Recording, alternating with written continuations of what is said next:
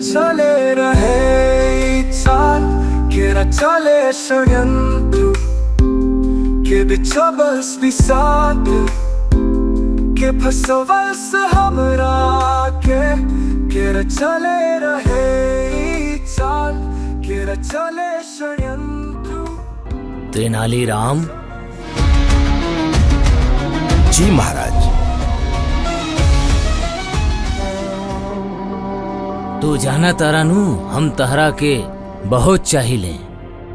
यही से हम उम्मीद करी ले कि हम जवन पूछब तू ओकर जवाब ठीक ठीक देबा।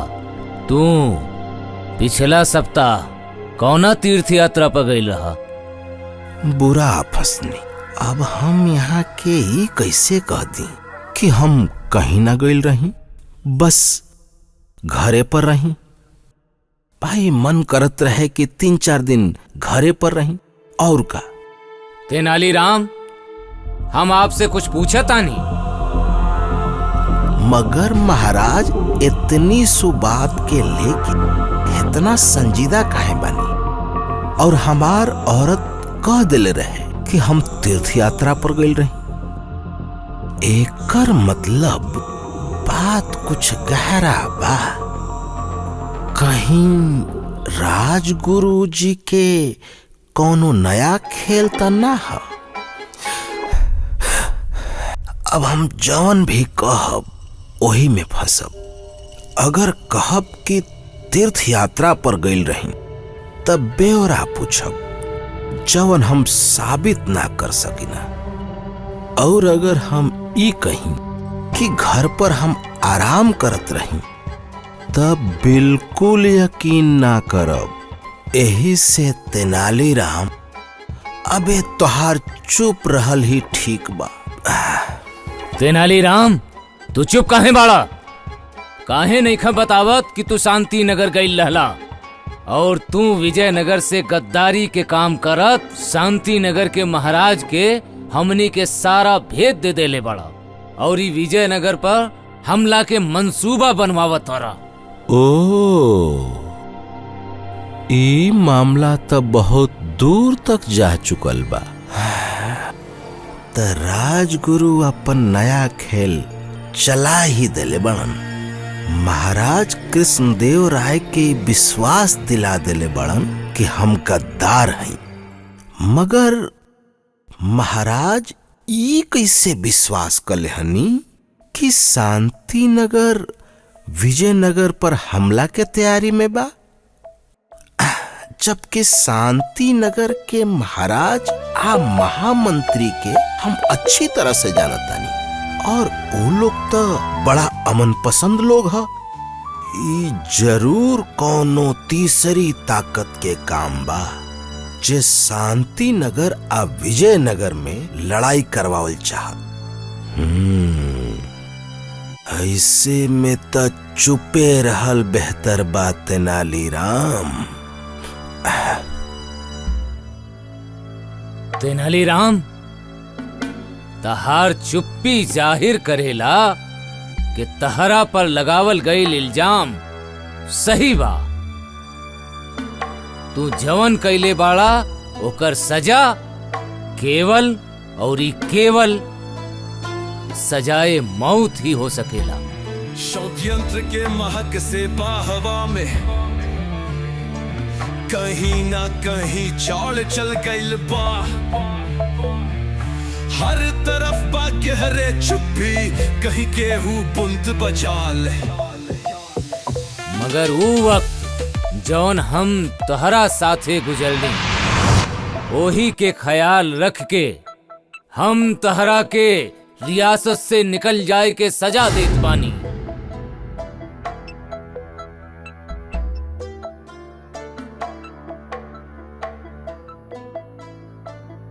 जा, निकल जा हमरा रियासत से, फिर हमके आपन मुंह मत दिखइहा। गिर चले बच्चा कि षड्यंत्र कैलस के व्यूह रचल के फसवल से हमरा के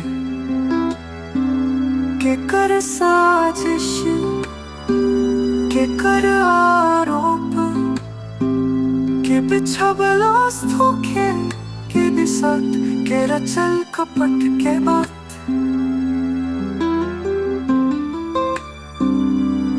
के कर छल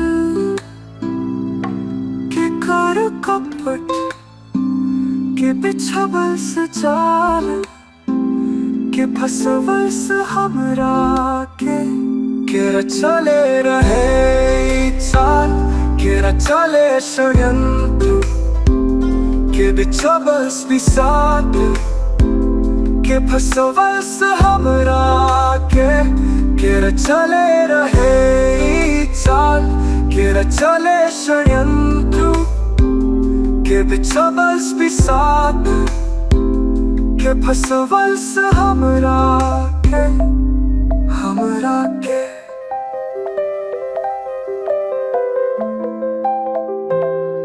फसवल से हमके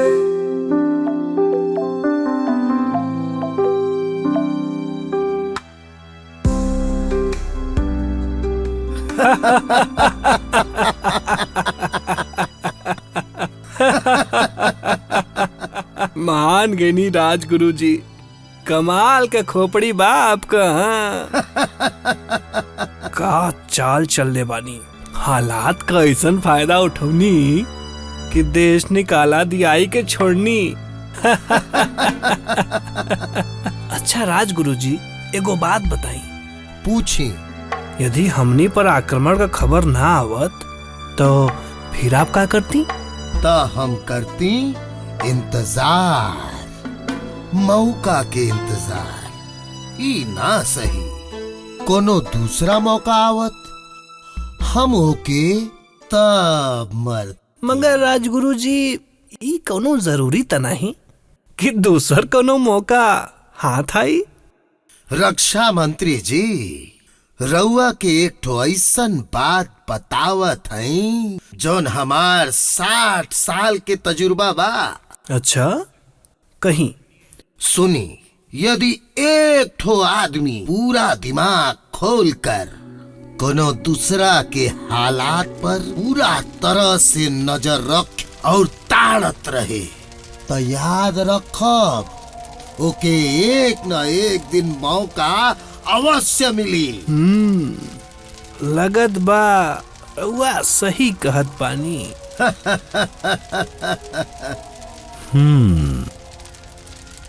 जरूर कोनो साजिश रचल जा रहल बा जेकर पूरा फायदा राजगुरु उठावल चाहतन।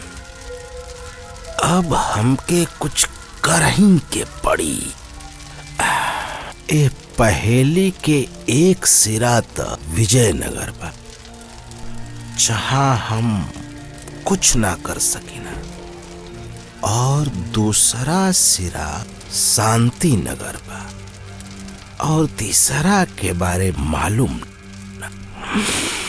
ऐसे जवन बात मालूम नहीं खे ओके मालूम करे के पड़ी।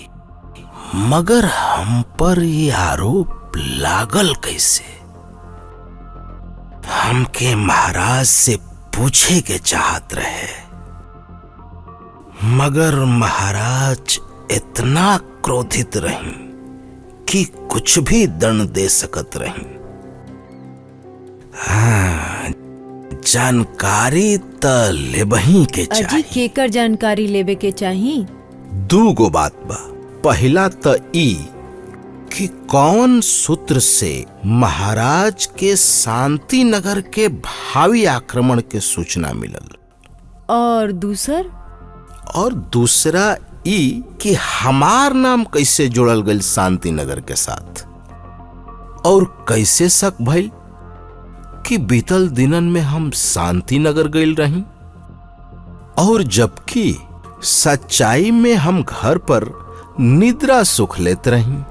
हो सकेला कि राजगुरु कुछ? अरे ना ना ना, राजगुरु हमरा जानकारी में शांति नगर के बारे में ज्यादा कुछ नहीं खन जानत। हाँ, जहां तक हमार नाव बीच में घसीट के हमके फंसावे के कोशिश होता, ओमा राजगुरु के हाथ जरूर हो सकेला। मगर शांति नगर विजयनगर पर आक्रमण करे काहे चाहता? वैसे भी शांति नगर के तुलना में विजयनगर कहीं अधिक शक्तिशाली बा। एगो कमजोर व्यक्ति या देश अपना से शक्तिशाली व्यक्ति या देश पर बिना कोनो कारण के आक्रमण करे, ऐसन आज तक नहीं भइल। ना ना ना, हम नहीं मानत। ये केवल अफवाह बा। फिर महाराज काहे विश्वास करता नहीं? देखा, एगो राजा वास्तव में पंगु होला, मतलब अपाहिज होला, जे ना खुद देखेला, ना खुद सुनेला, ना खुद कुछ कहेला। बस ओके जौन बतावल जाला ओही के उ सच मानेला। अब ऐसे में कोनो अक्लमंद षड्यंत्रकारी मंत्री या ऐसन कोनो व्यक्ति जेकरा माध्यम से मंत्री या गुप्तचरन के पास संदेश पहुंचावल जा सकेला, जरूर ऐसन स्थिति पैदा कर सकेला। तो मतलब ई केहू के षड्यंत्र के हिस्सा है? हाँ। केकर? अभी हम कैसे कह सकीना। अबे राज दरबार में हमके काम करत करत 3 महीना तक भइल बा। हम अबे विजयनगर के राजनीति के कई पहलू के समझ नहीं पौले। हाँ, ई तो बा। फिर अब का होई? पहले तो हमके अपना माथा पर लागल कलंक मिटावे के पड़ी।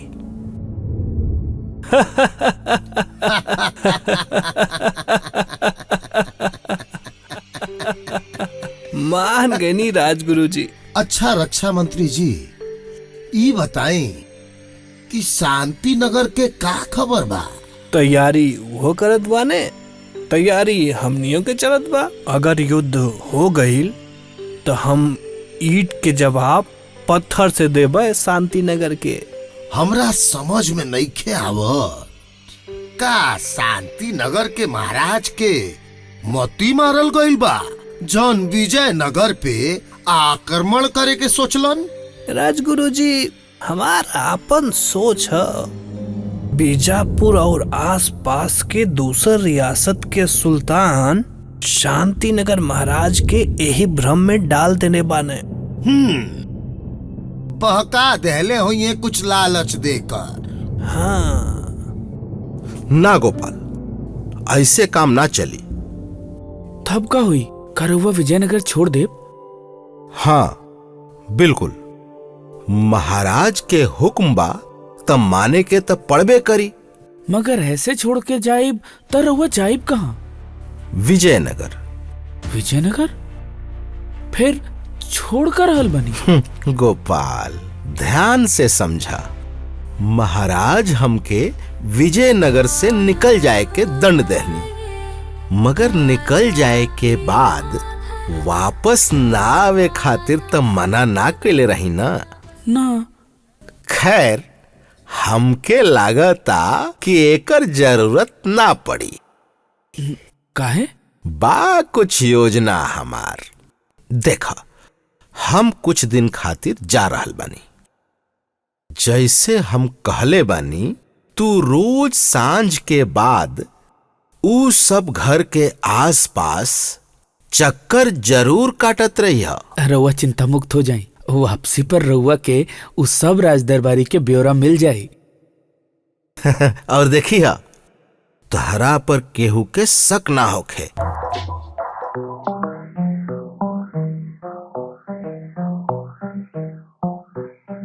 का रउआ अकेले जाए? हाँ। का हमने के एक साथे भी तो जा सके नहीं जाना? देखा मगम्मा, पहला बात तो ई हमके देश निकाला मिलल बा, तोहके ना। तू अबो एह राज्य के नागरिक बाड़ू और और वैसे भी हम लौट आइब। हम इतना आराम से हार माने वाला ना है। ऊ तो ठीक बा जी। हम जाता नहीं, तू हमार बात ध्यान से सुना। रोज सांझ के बाद गोपाल अइहन आ एगो चिट्ठी दी है, ओके संभाल के रखिया। आ केहू भी पूछे आवे त कहिया कि हम तीर्थ पर गइल बानी, और फिर अगर पूछे कि हम कौन तीर्थ पर गइल बानी त कहिया कि वही तीर्थ पर जहां पिछली बार गइल रहन। अच्छा कह देम, रउआ चिंता मत करी। शांति नगर आए शांति नगर।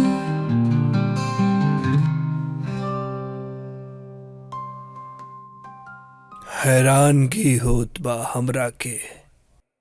तेनाली राम आज महाराज कृष्ण देव राय के ओर से ये तोहफा लियाल बाने, और हमरा के ई खबर मिली। महाराज, ई एगो बहुत गहरा साजिश के हिस्सा बा। कैसन साजिश? विजयनगर आ शांति नगर के लड़वावे के। दरअसल हमके भी यह खबर मिलल रहे महाराज कि आप विजयनगर पर हमला करे जा रहल बानी, काहे से कि आपके आ हमनी के बीच दोस्ती रहल बा। ऐसे महाराज कृष्णदेव राय कहले बानी कि हम एक बार कोशिश करके देख लेत बानी। अगर हमार दोस्ती से भरल तोहफा के जवाब में शांति नगर दोस्ती के हाथ बढ़ौलस त ठीक बा, वरना वहां के समझ जाए कि शांति नगर विजयनगर से जंग चाहता महाराज। और महाराज, जंग में बहुत नुकसान होला। विजयनगर के जीत पावल इतना आसान भी नहीं खे, और हार गईला पर राजा आ जनता दोनों के आजादी छीन जाला महाराज। तेनाली राम, जंग हमहू ना चाहत बानी।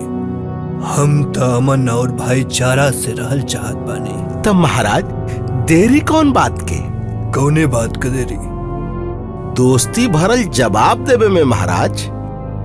हाँ अवश्य। महामंत्री जी, एगो रथ में बेशकीमती तोहफा के साथ महाराज कृष्णदेव राय के हमरा तरफ से एगो चिट्ठी भिजवाई, जेकरा में लिखी कि हम उनकरा से दोस्ती चाहत बानी, और उनकर तेनाली राम के द्वारा भेजल गयल दोस्ती के पैगाम बहुत बढ़िया लगल, और तेनाली राम जी के शाही मेहमान के तौर पर शांति नगर में रहे का इंतजाम कैल जाओ। जय हुक्म महाराज।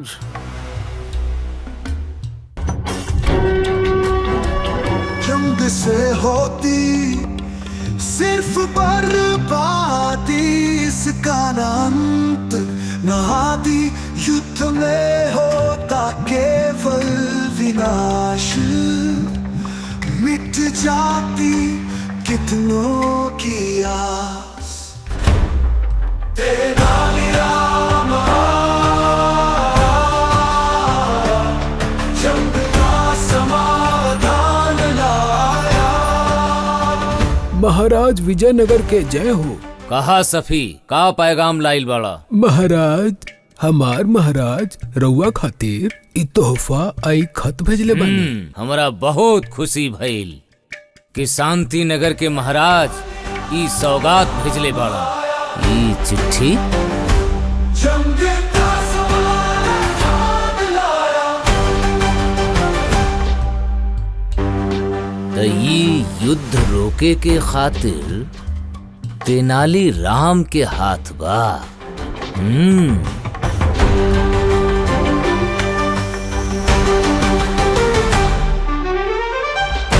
तो वो पहले ही वह युद्ध के टाले के कोशिश में रहे। हैं, यहाँ कहलस कि वो तीर्थ पे जाता, और गइल शांति नगर दोस्ती के पैगाम लेके।